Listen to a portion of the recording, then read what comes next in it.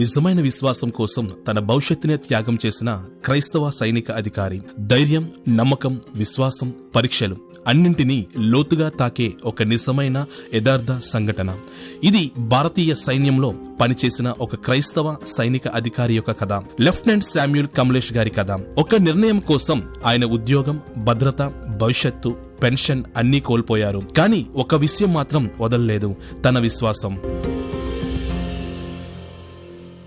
Samuel Kamlesh Tamil Nadu జిల్లాలో జన్మించారు. Samuel చిన్నప్పటి నుంచే ఒక భక్తిగల క్రైస్తవ కుటుంబంలో పెరిగారు. ఆయన చిన్నప్పుడు ఇంట్లో తరచూ వినిపించే ఒకే మాట, దేవుడు నిన్ను ఒకరోజు దేశానికి సేవ చేసే స్థానం వరకు తీసుకువెళ్తాడు. చర్చిలో పెరిగిన చిన్న బాలుడికి దేశ సేవ అంటే ఏంటో అవగాహన లేకపోయినా హృదయంలో ఒక చిన్న విత్తనం నాటబడింది. తన కష్టమైన చదువు, శిక్షణ, ఎన్సీసీ అనుభవాలతో శామ్యూల్ చివరకు 2014లో ఇండియన్ మిలిటరీ అకాడమీ IMAలో డెహ్రాడూన్ లో అడుగుపెట్టారు. 2017లో అతడు 3rd క్యావలరీ రెజిమెంట్ లో కమిషన్డ్ ఆఫీసర్ గా నియమితులయ్యారు. తన బ్యాచ్ వాళ్ళందరూ అతన్ని ఒక మాటతో గుర్తుపెట్టుకున్నారు, discipline, straight forward, fearless officer. 2015 నుంచి 2019 వరకు Punjab border, Rajasthan sector, Jodhpur cantt field posting లో సాహసం, ధైర్యం, నిర్ణయం అన్ని చూపించారు. తన సుపీరియర్ ఆఫీసర్ అతన్ని ఒక ఫార్మర్ అప్రైజల్ లో ఇలా రాశారు, one of the finest young officer of the regiment. అంతటి భవిష్యత్తు ఉన్న ఈ యువ అధికారి ఒకరోజు ఇలాంటి గొప్ప పరీక్షను ఎదుర్కోవాల్సి వస్తుందని ఎవ్వరికీ తెలియదు.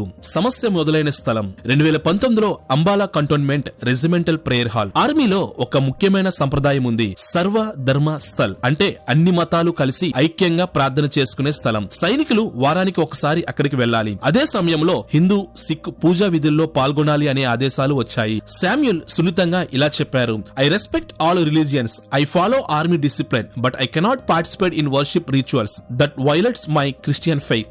ఆ ఒక్క మాట అతని జీవితాన్ని మార్చింది. ఆయన అన్నమాట, నేను ప్రతి మతాన్ని గౌరవిస్తాను, ఆర్మీ రూల్స్ ను కూడా పాటిస్తాను, బట్ నేను విగ్రహాలకు ఆరాధన చేయను. ఈ ఒక్క మాట అతని జీవితాన్ని మార్చింది. 2020లో అంబాలా హెడ్ క్వార్టర్స్ లో శామ్యూల్ పై అఫీషియల్ నోట్ పెట్టబడింది, డిసోబీడియన్స్ ఆఫ్ లాఫుల్ కమాండ్. అతనికి counselling, formal warnings, court of inquiry అన్ని ఇచ్చారు. కానీ శామ్యూల్ చెప్పిన ఒక్క మాట, if worship is mandatory then it is no longer sarvadharma, it becomes forced dharma. ఈ నోట్ వచ్చిన కొన్ని రోజులకే నార్త్ కమాండ్ హెడ్ క్వార్టర్స్ నుండి శామ్యూల్ ను విధుల నుండి తొలగించారు.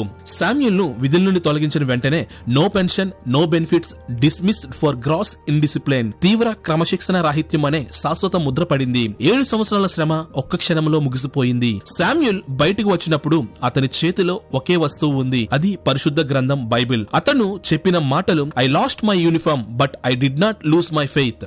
అతను అక్కడితో ఆగకుండా ప్రార్థన చేస్తూ ఢిల్లీ హైకోర్టును కూడా ఆశ్రయించారు. శామ్యూల్ పిటిషన్ వేశారు, article 25 freedom of religion, army cannot force worship rituals. Court అతని నిజాయితీని మెచ్చిన తీర్పు మాత్రం ఇలా వచ్చింది, army disciplines is supreme, personal belief cannot override uniform rules. సైనిక క్రమశిక్షణ అత్యున్నతమైనది, వ్యక్తిగత నమ్మకాలు నియమాలను అధిగమించలేవు. సుప్రీం కోర్టు ఫైనల్ జడ్జిమెంట్ ని ఇచ్చింది నవంబర్ 2025. తుది తీర్పులో ఇలా పేర్కొంది, he's unfit for army discipline. అంతే, 7 సంవత్సరాల సేవ, 5 సంవత్సరాల కోర్టు ప్రయాణం ఒక్క తీర్పుతో ముగిసిపోయింది. క్రిస్టియన్ ఆర్గనైజేషన్స్ మరియు విశ్వాసులు ఇలా అన్నారు, he lost his job but he did not lose his faith. Samuel case ఇండియాలో ఒక భారీ చర్చకు దారితీసింది. మత స్వేచ్ఛ వర్సెస్ సైనిక క్రమశిక్షణ, ఐడియాలట్రీ వర్సెస్ క్రైస్తవ సిద్ధాంతం, personal rights versus national uniformity, media debates మరియు సోషల్ మీడియా స్ట్రామ్స్ మొదలయ్యాయి. ఒక సైనికుడు అన్న మాట దేశాన్ని కదిలించింది, a soldier may lose his life but he must not lose his faith. Samuel తన చివరి ఇంటర్వ్యూలో ఇలా అన్నారు, if I bow once for fear I will bow forever, so I bowed only to Christ. నేను భయంతో ఒక్కసారి తలగ్గితే నేను ఎప్పటికీ తలగ్గాలి, కాబట్టి నేను క్రీస్తుకు మాత్రమే తలగ్గుతాను. విశ్వాసం అంటే ఇది, ధైర్యం అంటే ఇది.